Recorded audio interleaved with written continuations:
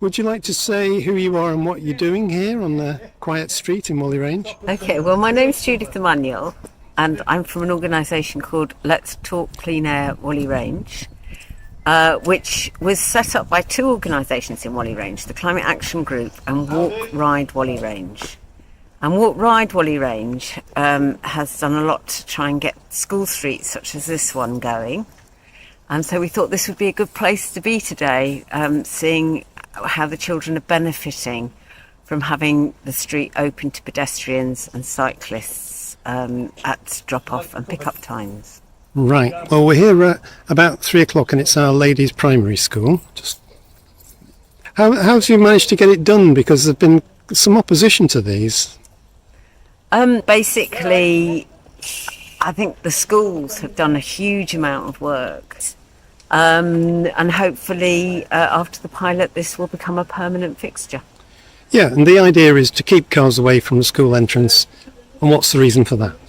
Okay, so we want to encourage people to use more active forms of transport such as walking, scooting, cycling. We have a terrible problem with air pollution in this country. And that's both affecting a lot of people's health. Asthma rates are through the roof, respiratory problems. Yeah, the air pollution, it's really, really important, isn't it? And it's because we've lived with it for so long, I suppose people just don't think about it too much. But I know the groups that you're involved in have done a lot of campaigning on it and a lot of research on it. And what have you found about it's not a totally inner city school, but it's not far from the city centre, is it? Yeah. Well, I mean, there are quite a lot of families, a lot of households in this area where they have members of the family with respiratory problems. And those that have choice, often think of moving out of the area and moving further out, not because they want to leave Whalley Range. They love the community here.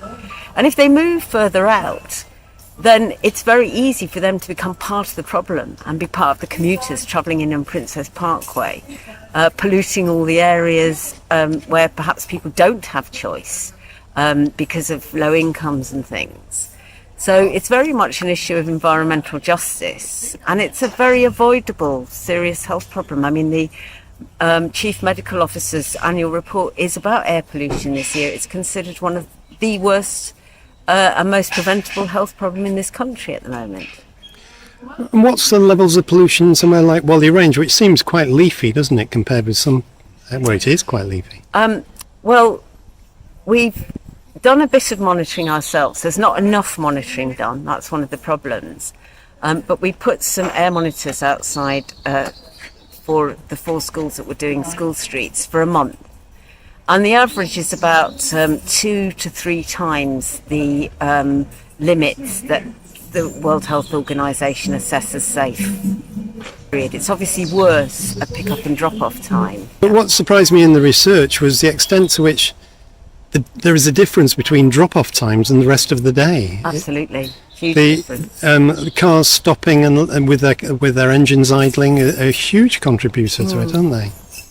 I mean, our Let's Talk Clean Air started after one of the GPs at Asheville, our practice, agreed to cycle into work carrying an air monitor. And she was really, really shocked at the findings. And once people started seeing this video in the area, well, first of all, we started getting heartbreaking stories of people taking their children to hospital weekly with respiratory problems, adults with terrible problems. But at that point, we decided we really have to do something about this. What we found is, broadly, people are in support. A lot of people are frightened of talking to us because they think they'll be judged.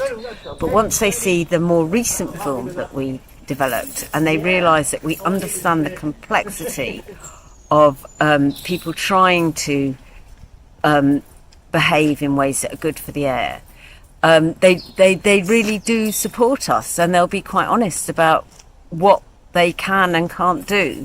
And it needs to be a lot easier, a lot more affordable for people to do things like use public transport. There are relatively few people, but with a very loud voice, who actually feel that the rights of the car owner come before. That's right, rights of liberty and whatever. Yeah. Again, it's very complicated, but we're hoping to get people talking to each other, to get all the schools sitting in a room with some of the residents and to do as much as possible. But yes, we need a clean air zone as soon as possible because people are dying because we haven't got one.